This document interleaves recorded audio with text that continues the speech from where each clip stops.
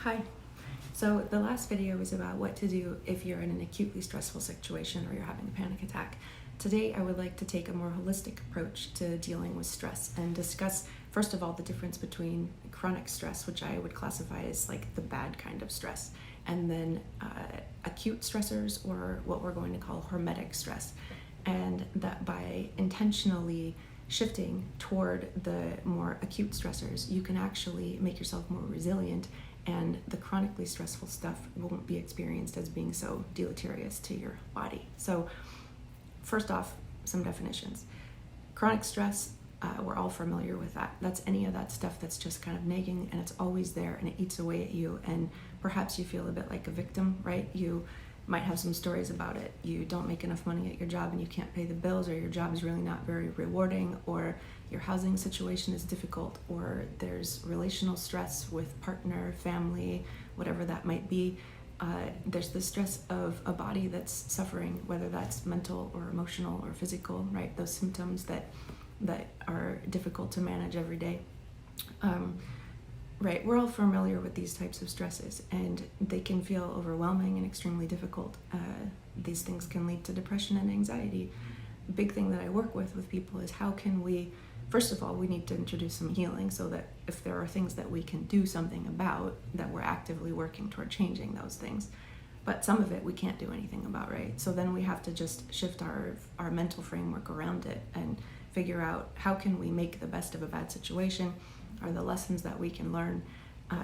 Can we do something with our mindset to shift out of that and make it into more of a positive thing, right? That's a rather large topic. But for this video today, I want to talk about moving toward the more acute and hormetic stressors. Hormetic is this idea that comes from toxicology, that if you have a given substance that has toxic properties, a higher dose of it can be lethal, or at least make you sick, whereas a low dose can potentially actually make you stronger and be healing. We use this with all kinds of medicines. Medicines have a therapeutic dose, and then they have an overdose, right? If you take too little, it doesn't do anything.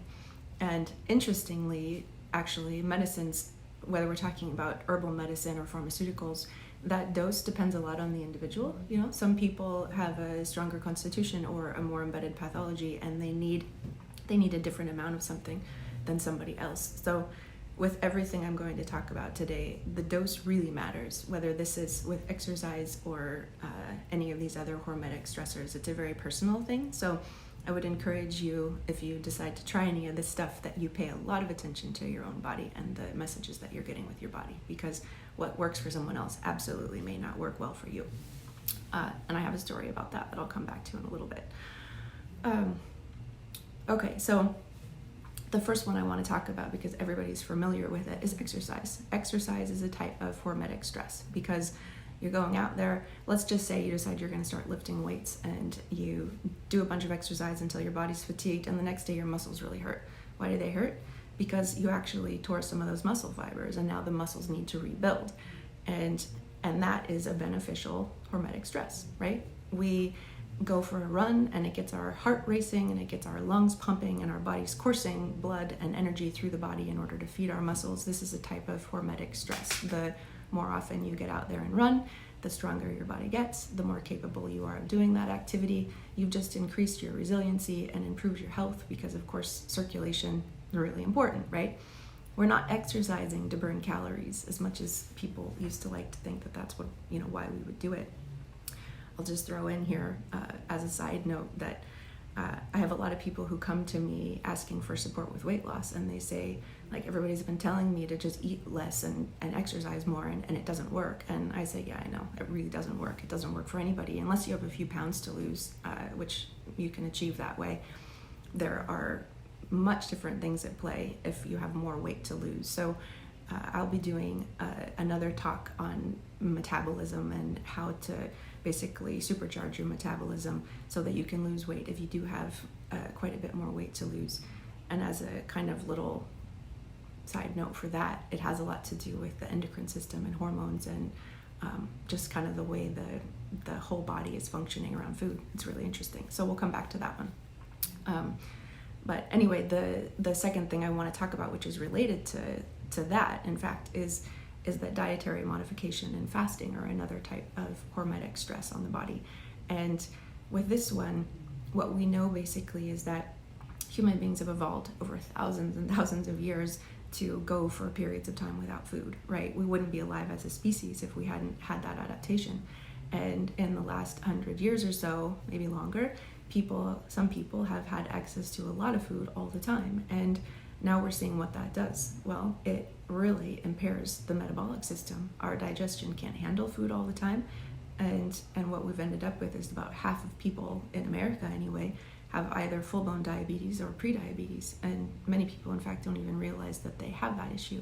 So this has become abundantly clear with COVID, right? We know that metabolic issues are one of the main things underlying an increased risk for COVID. So over the last year plus, I've been looking into this a lot and just getting curious about it and like looking to figure out, in a situation like this, how can we really help people? Well, we need to address the underlying issue, the underlying vulnerability, which in this case is that we've lost our ability to adapt, and we've lost our ability to essentially to be vigorous and strong out in the world. And our bodies, I could just say the word, like, we've gotten soft, right? People are used to kind of sitting around, and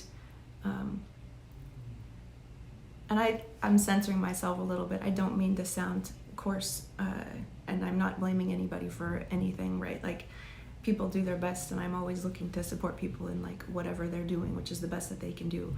And I just think we've given a lot of really bad information as medical practitioners, and that there are things that anybody can do easily and for free at home that can dramatically improve their own health. And I feel like this information hasn't been given out very readily, and that it's time to spread the word. So that's actually why I'm doing these videos.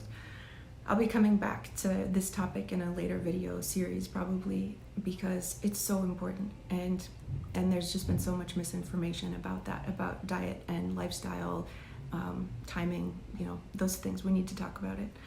And the fasting one is really big, because as it happens, we've thought for decades now that type 2 diabetes in particular was they like to say that it's a progressive degenerative disease, that no matter what you do, you're going to be on medication for the rest of your life, and you're going to get worse and worse and worse, and they give you this horrible prognosis that, it's terrible, right? That disease affects the kidneys and the whole circulatory system. So what we know now is that somewhere between 70 and 80% of people with full-blown diabetes, even those that have been taking medications for decades, can actually get off their medication and manage their blood sugar. And this is being done through dietary modifications and fasting. So it has to be carefully monitored. If you're in this situation, please find somebody who can support you in this process, right? You need to be careful, but it can be done. And so I'm looking to just kind of spread the word about that. I think it's really important.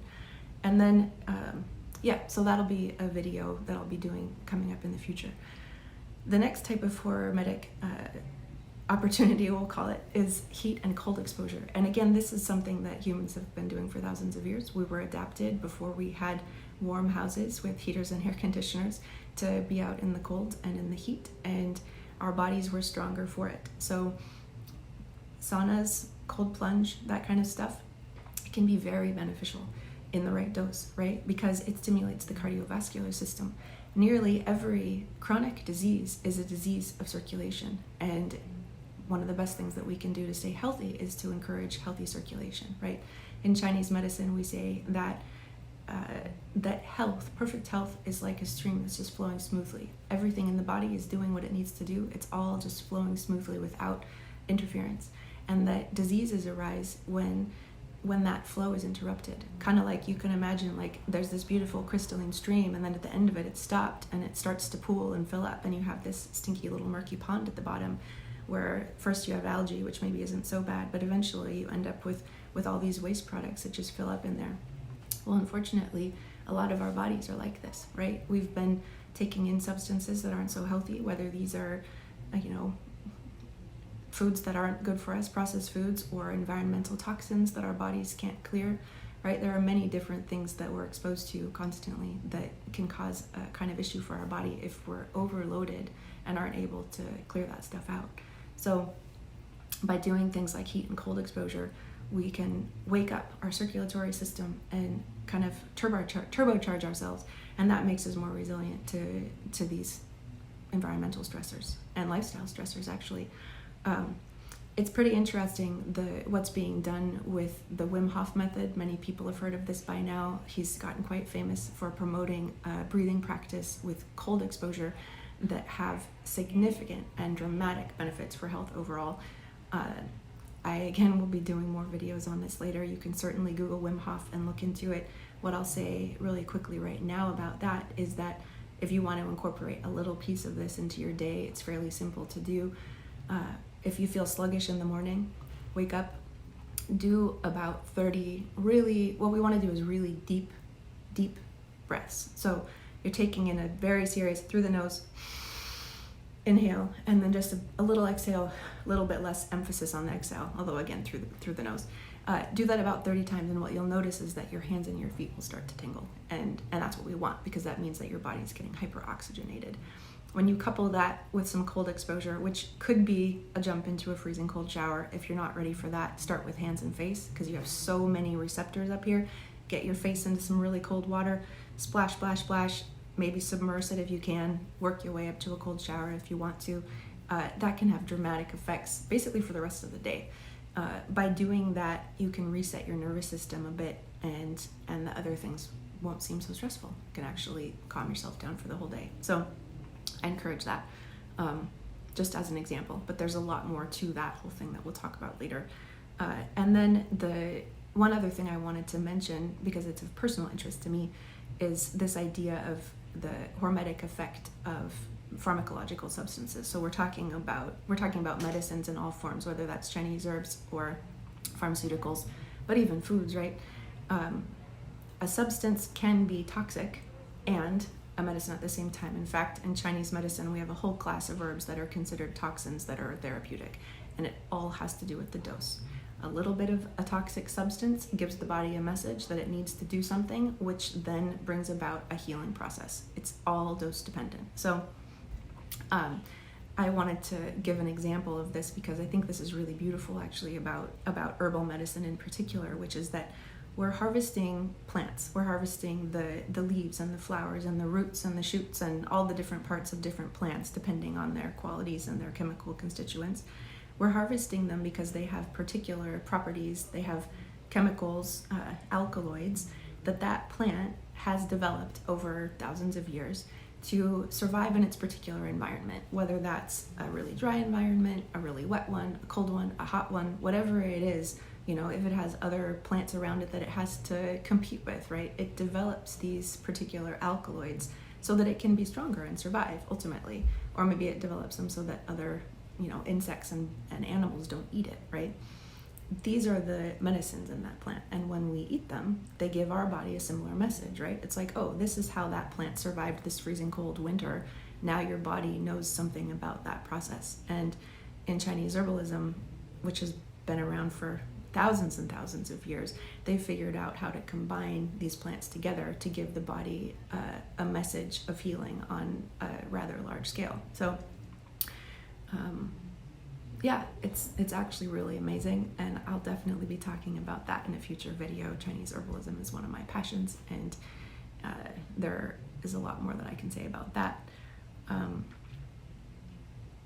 So kind of in closing around this, since it's getting a bit long, wanting to encourage at least an openness to introducing these beneficial acute stresses into our lives to challenge our bodies to become more adaptive and stronger and healthier in the long run. And also because it helps with the kind of chronic stress, it can make it less damaging. All right, more to come.